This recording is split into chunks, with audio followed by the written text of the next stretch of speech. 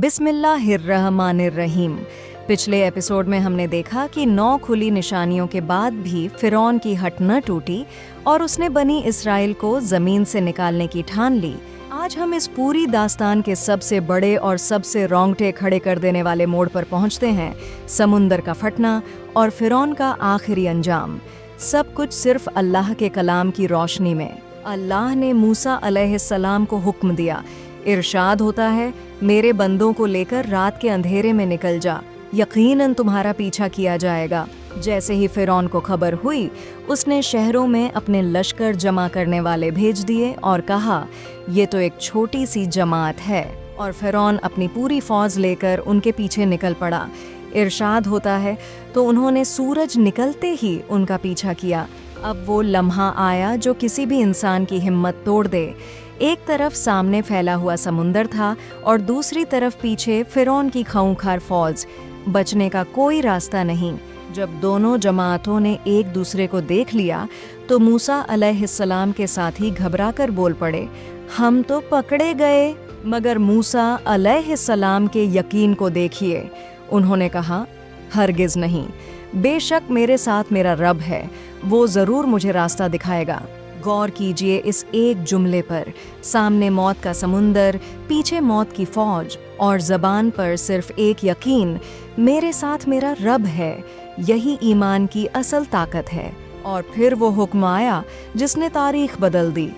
अल्लाह ने फरमाया, अपनी लाठी समुंदर पर मार, तो वो फट गया और उसका हर हिस्सा एक बड़े पहाड़ जैसा हो गया। ज़रा वो मंजर सोचिए, पानी की पहाड़ जैसी ऊंची दीवारें दोनों तरफ और बीच में एक खुश्क रास्ता।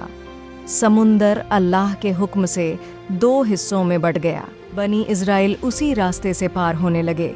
इरशाद होता है, और हमने मूसा और उसके सब साथियों को बचा लिया। और फिरौन, वो अपने घमंड में उसी रास्ते पर उतर आया।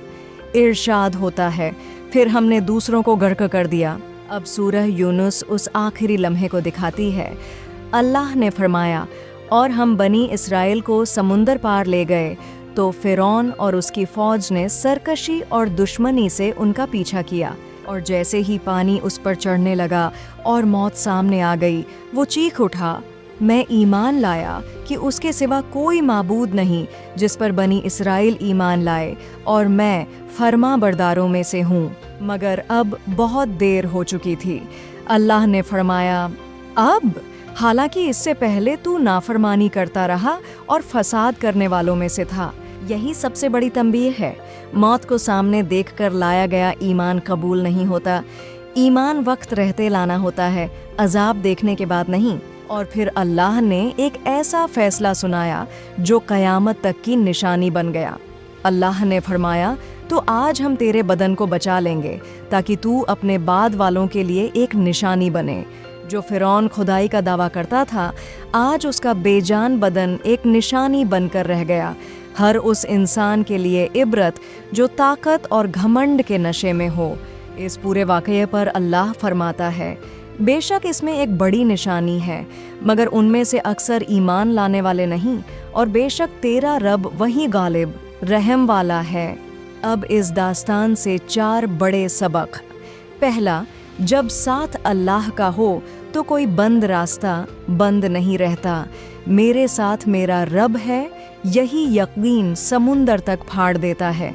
दूसरा, घमंड और सरकशी का अंजाम हमेशा ज़िल्लत है।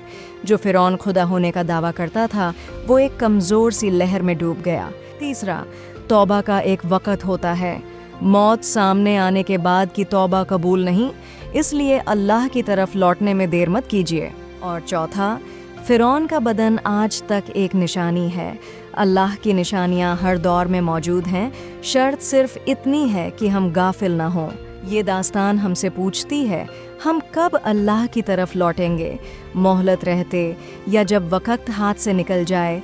समझदार वही है जो वक़्त रहते संभल जाए। अगले एपिसोड में हम एक और अहम मोड़ देखेंगे, तूर की 40 रातें और वो बछड़ा जिसने बनी इज़राइल को आजमाइश में डाल दिया।